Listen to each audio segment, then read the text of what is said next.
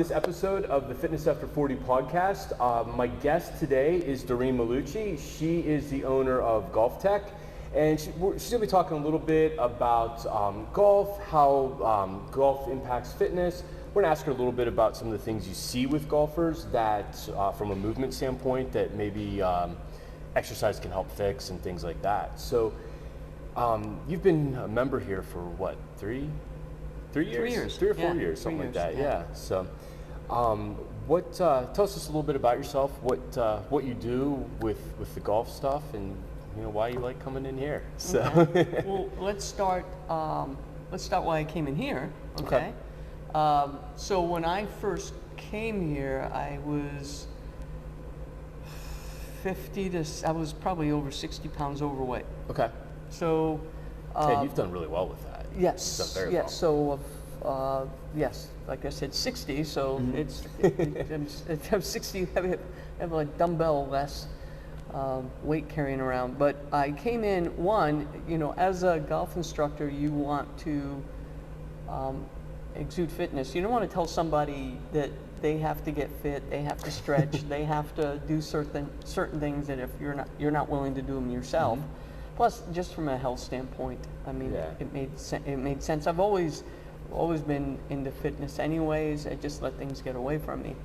How that relates to golf is that I wanted to make sure that when I taught someone golf, that they looked at me and saw someone who was healthy and strong and fit, especially when you get, over 50. And a lot of my students are in that age frame where, you're dealing with retirees, you're dealing with your 50 pluses, your 60 pluses. So, and you're trying to tell them, look, it's not going to work the way you're fit, the way you're built, the way, with all the weight you have. So, from that standpoint, fitness was important to me. From a golf standpoint, my business is an indoor facility. It's a lot of technology involved. GolfTec is a franchise. Our headquarters is in Denver. These guys are innovators, like complete innovators. Everything we have is something they've created. Okay, very cool. Cameras, motion sensors, the way the bays are constructed. So it's innovative. It's something that, especially nowadays, people are really into, and I'm starting to see younger people drawn in because of that aspect. The tech side, of the business. So it's a lot of tech, a lot of what's the word I'm looking for? Not repetitive motion, not repetitive, but you can probably help me with the word. Like, you can go back and you can look at it. You can actually, oh, look, there's my lesson. We download it to the phone. We have an app. Okay. Yeah.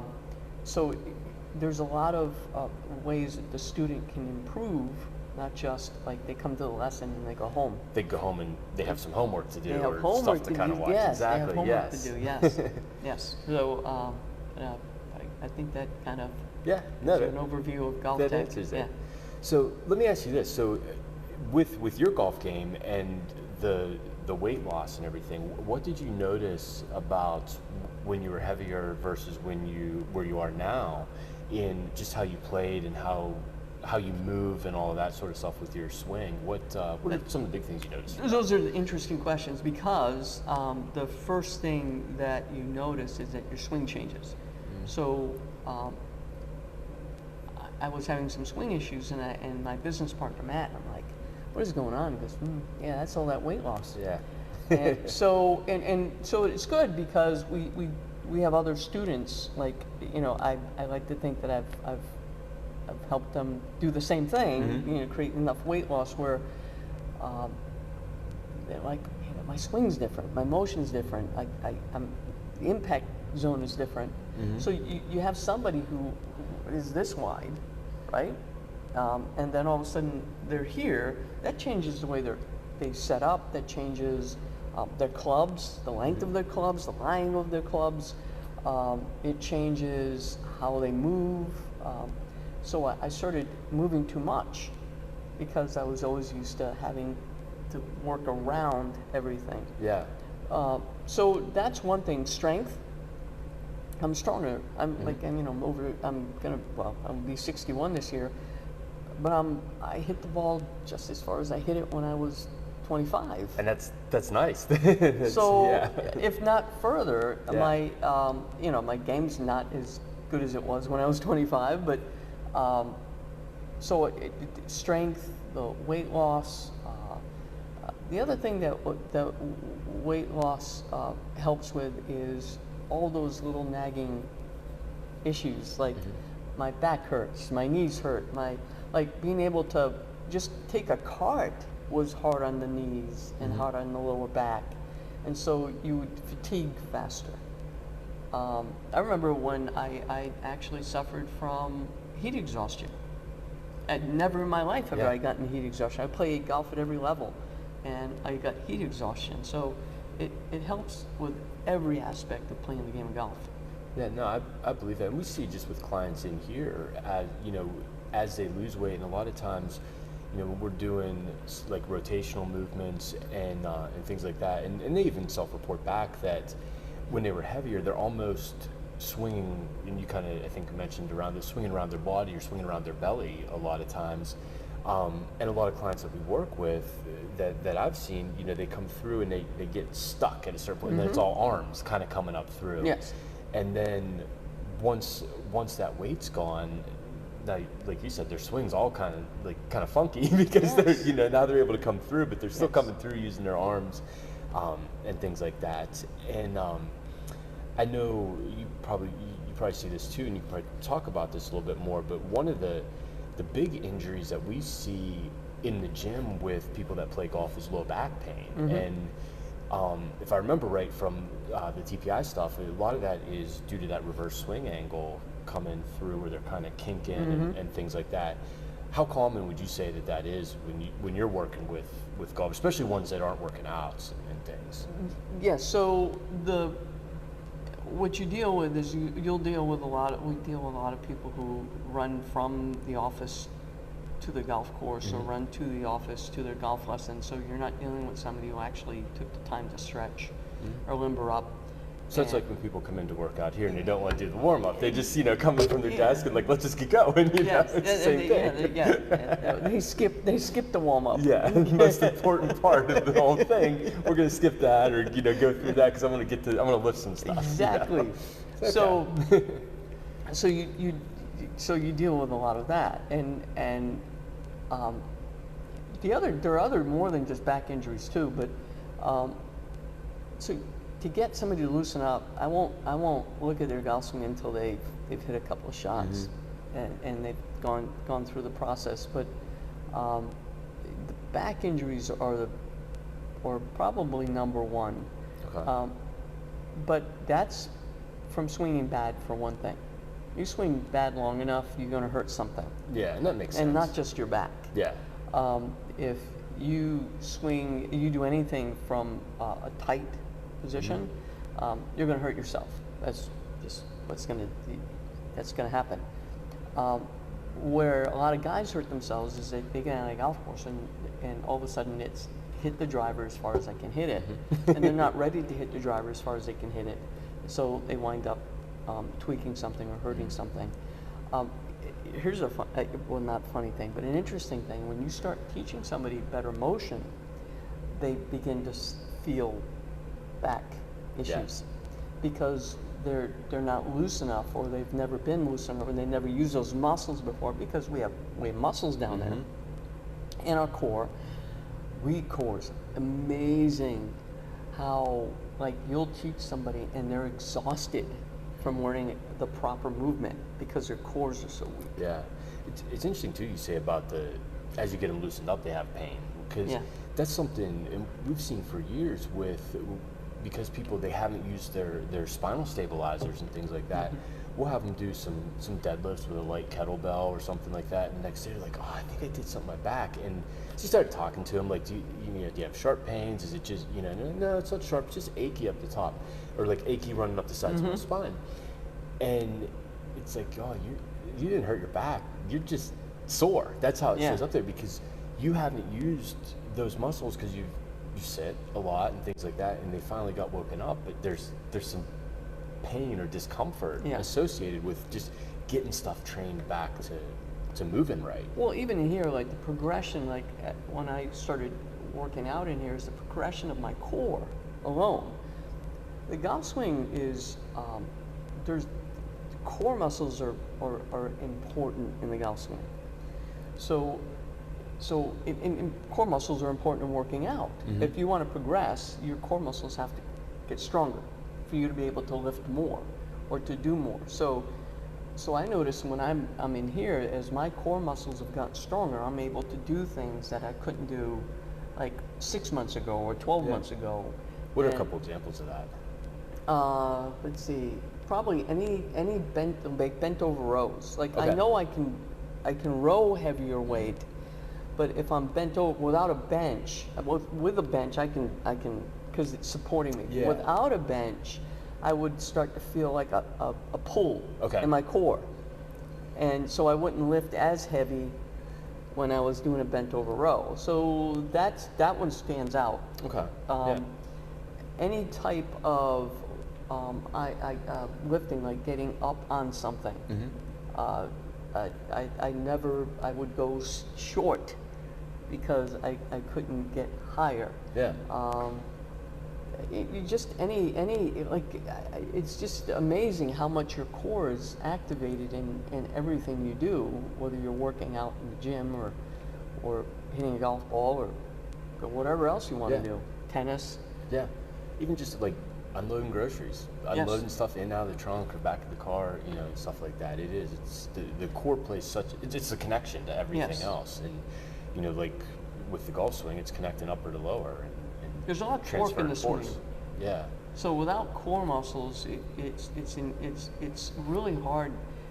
One, you got somebody who's real, like I've been teaching someone real elite core. One, getting them in a proper posture. Mm-hmm. It's hard. Because from a proper posture, everything starts, and then getting them to maintain motion is incredibly hard. Yeah.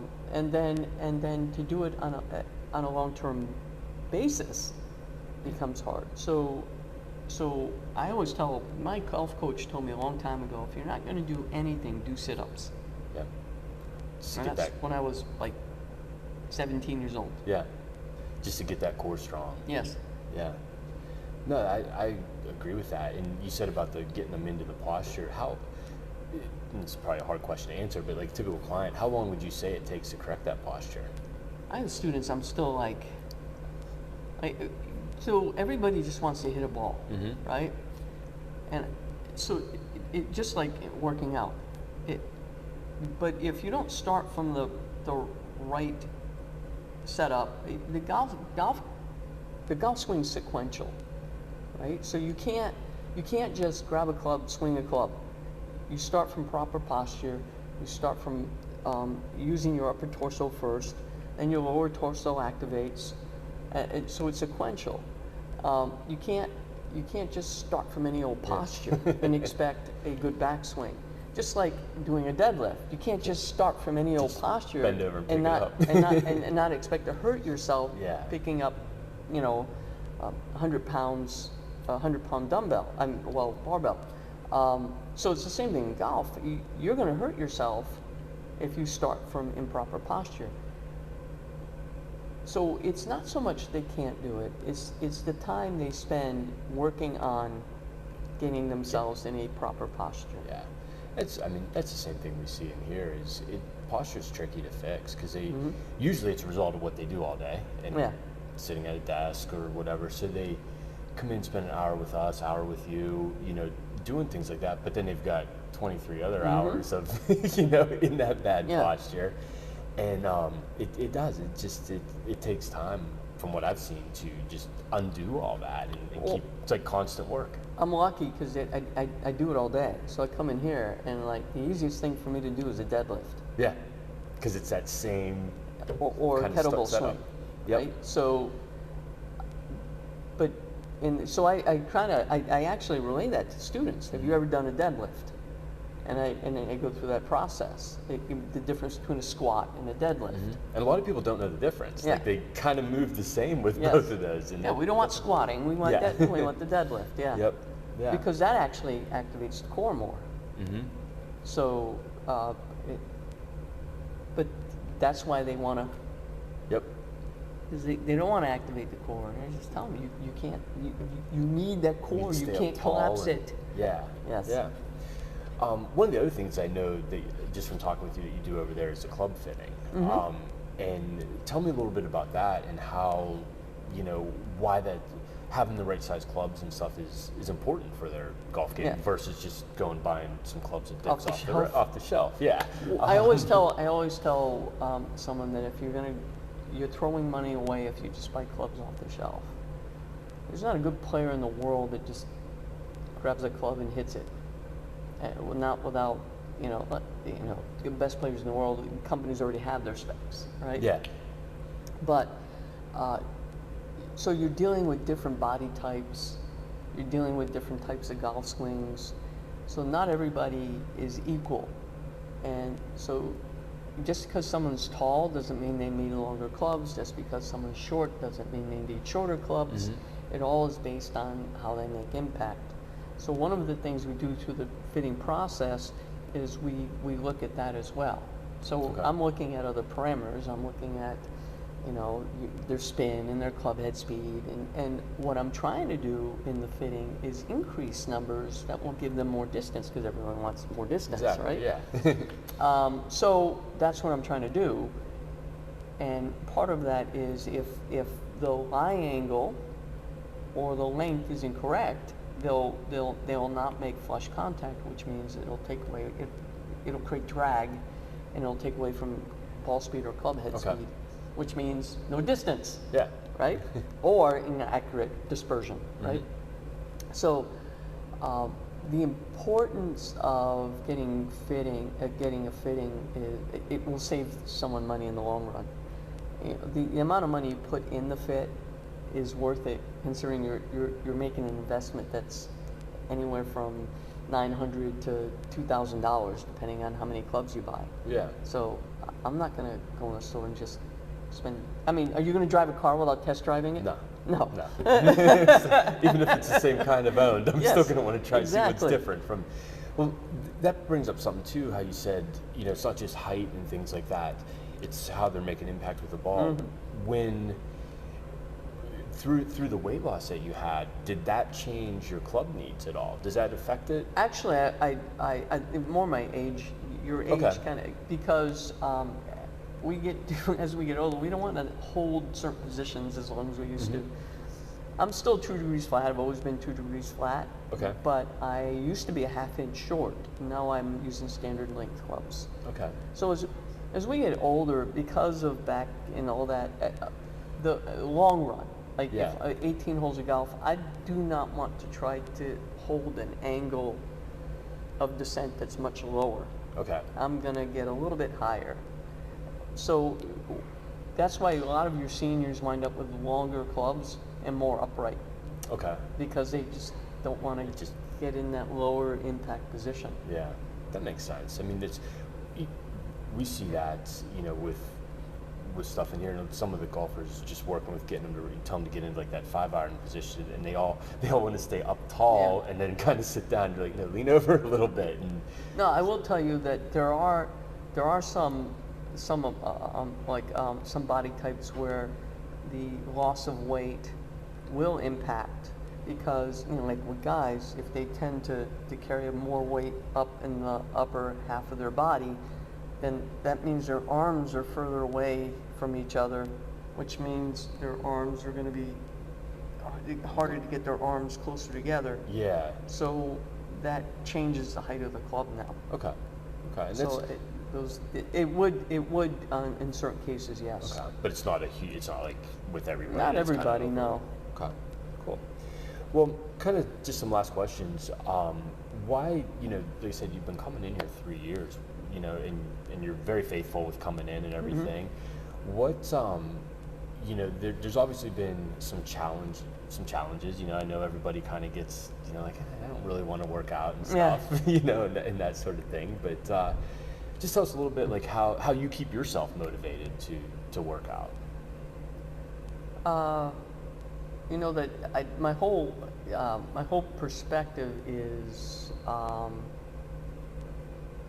I am, you know me, I'm very blessed in life with the way business is and how healthy I am at my age, and I don't take it for granted that I'm able to do what I'm able to do, and I watch people come in my business who are my age who can't do what I do. Yeah.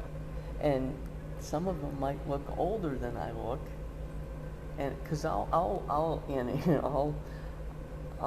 what's your birthday? And I'm like, and I'll look like, and so there are a couple, you know, not that I'm vain, I'm not vain, it has nothing to do with vanity, it has to do with what do I want to be doing 20 years from now.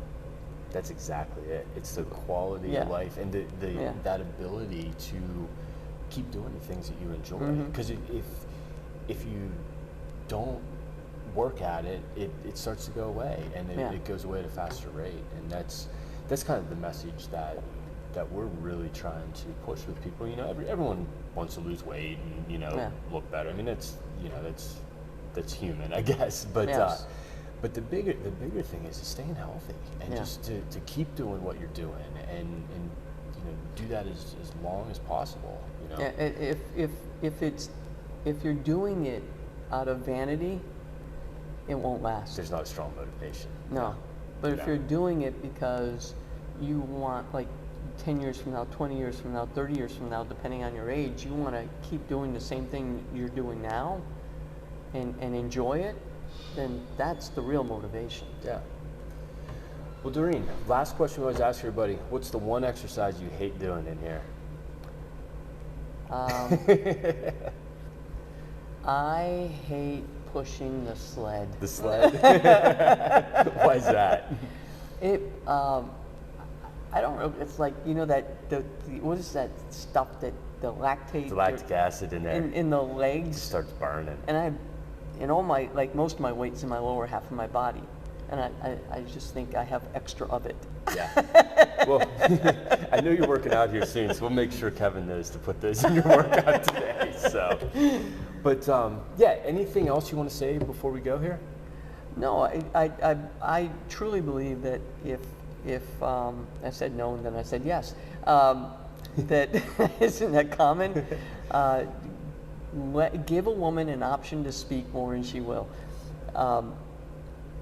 That if you want to do something long term, whether it's golf or tennis or run, or there has to be complete fitness.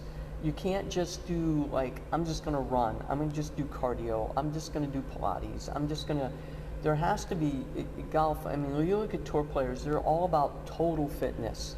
It's all about total fitness. It's about being balanced. And if you want to do something long term, you need to get fit, and it needs to be a balance of fitness. It can't be just, I'm just working my arms or I'm just looking my legs, because you will be out of balance. You'll be out of balance in whatever else you do. No, that's very good advice. I agree with that completely. So, well, thanks for coming on today. Enjoyed having you and everything. If you guys need anything golf-wise, you know, check out Doreen over at GolfTec. If you enjoyed today's episode, rate and review it. You can subscribe to our channel, and you know, we release these each week. So, we'll talk to you guys next time.